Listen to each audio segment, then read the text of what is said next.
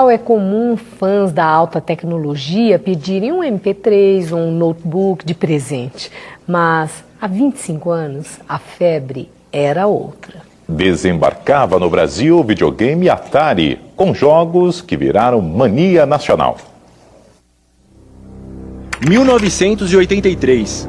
O Brasil é governado por um militar, o general João Batista Figueiredo. O Cruzeiro sofre mais uma grande desvalorização, um daqueles infames cortes de zeros.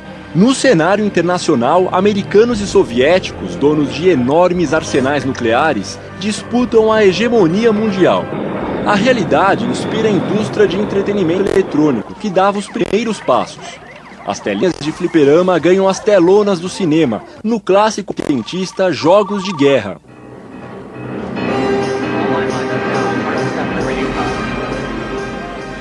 Os americanos já tinham computadores pessoais, mas no Brasil, o espartano telejogo, produzido pela parceria Philco-Ford, era um luxo. Na tela, jogadores em forma de bastão. E a bola? Era quadrada, mas era o máximo. Então a Philips traz ao Brasil o Odyssey, um salto de qualidade gráfica. Os jogos mais elaborados faziam crianças, jovens e adultos ficar horas nas filas das lojas para conhecer o tal videogame. Mas um oponente à altura do Odyssey tinha surgido nos Estados Unidos no final dos anos 70. Nas telinhas do Brasil, um aviso ameaçador de que nada seria como antes. Hoje à noite esta casa está sendo invadida por um inimigo terrível.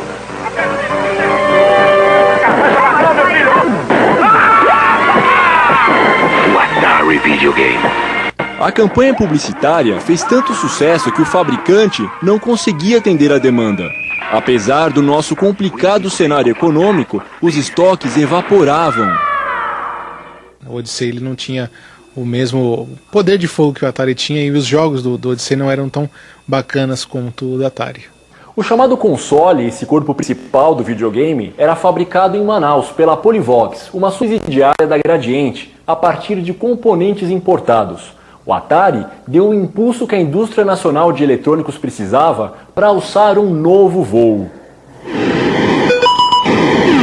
Inclusive, algumas das empresas dessa época, que fabricaram cartuchos e até consoles de Atari, né, elas ainda existem hoje, né, sobreviveram e produzem antenas parabólicas, produzem lâmpada de emergência, produtos de telefonia, estão aí até hoje. Né? A reserva de mercado era uma restrição do governo à importação de produtos do estrangeiro para fortalecer a indústria nacional se desenvolver. E só que no final acabou os produtos nacionais tendo só um design diferente dos originais. E eram comuns os casos de engenharia reversa, que geraram clones de consoles e cartuchos. Norian Munhoz ainda guarda o primeiro videogame, um Atari com caixa e tudo. Foi o começo de uma paixão. Hoje ele tem uma coleção que ocupa 2 cômodos da casa. O colecionador lembra que a chegada do Atari definiu a hegemonia do console no mercado brasileiro. E aí em 83 foi o estouro, né? Aí já veio Atari, Odyssey, Intellivision, todas as empresas já trouxeram os aparelhos para cá. E em questão de popularidade? O Atari, sem dúvida. Não tinha como concorrer. O Odyssey ele ficou até perto, assim, porque a Philips fazia um marketing muito forte em cima. Mas o Atari dominava, não tinha jeito. Para a empresa, para a Atari, foi um bom negócio porque deu uma sobrevida a um aparelho que lá fora já estava sacramentado, né, como eu disse. E aí, esgotado, já tinha diversos jogos, o pessoal estava cansado de conhecer. E aqui no Brasil era um lançamento, então ganhou essa sobrevida de ainda vender console, vender jogo. O videogame animava horas de lazer com os amigos. Você fazia uma competição com seus amigos, né? Não era só você sozinho. Como não era todo mundo que tinha, então você competia com eles. Às vezes eu mesmo deixava de ir para a escola para o quê? Para jogar videogame, né? Enduro, River Raid, Hero.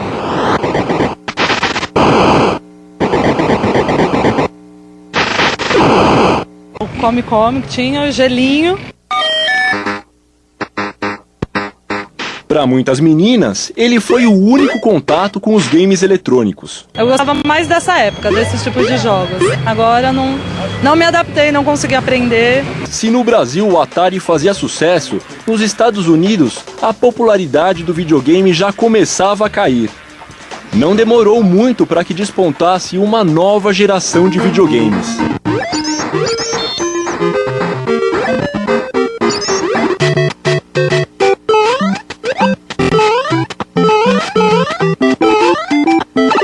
Há quem diga que o golpe final contra o Atari nos Estados Unidos veio como um tiro no próprio pé. O QG da companhia apostou as últimas fichas num grande sucesso do cinema, ET, o extraterrestre.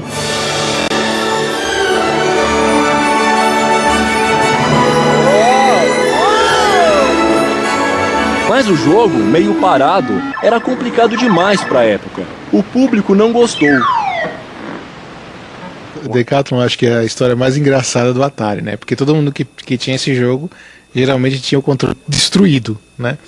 Aí todas as ações que tinham no jogo geralmente era com o movimento do controle, né? Aí você colocava a mão, principalmente na corrida, né? E você tremia, né? O controle. Conclusão, não tinha um que aguentasse aquilo. Eu geralmente dava problema na placa ou na própria torre, né? Que era de material assim frágil. Howard Scott Warshaw foi um dos programadores dos jogos. No documentário produzido por ele mesmo, Howard entrevista os antigos colegas e relembra os loucos anos em que trabalhou na companhia. Até o fundador da empresa, Nolan Bushnell, está no documentário. O pessoal trabalhava com fervor quase religioso, e quanto mais apaixonados eles estavam, melhores saíam os jogos. Foi o melhor lugar que eu já trabalhei. Até hoje sinto falta de lá. Todos os meus outros trabalhos foram muito chatos. Em 1983, quando o Atari 2600 chegou para valer ao Brasil, os americanos já brincavam com o novo Atari 5200. No cinema, o ator mirim Henry Thomas, o Elliot de ET, vive uma grande aventura no filme Os Heróis Não Têm Idade. Ele passa o tempo todo tentando salvar um cartucho de videogame que carrega informações confidenciais.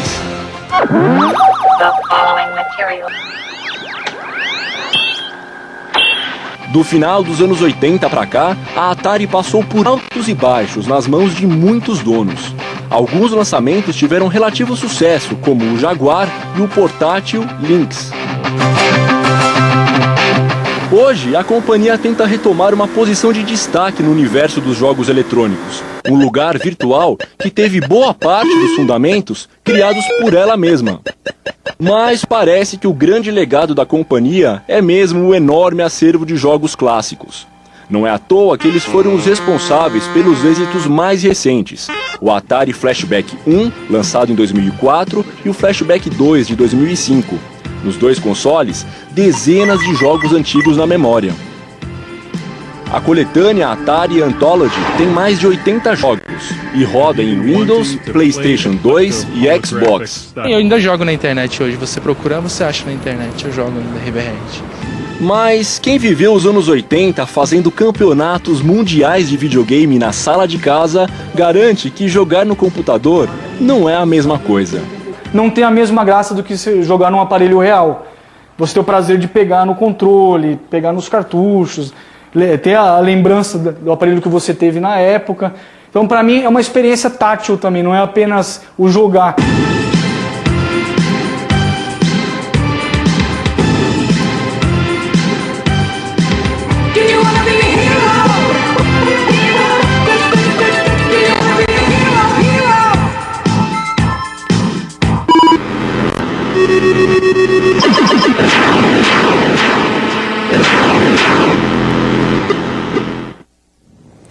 Retrospectiva.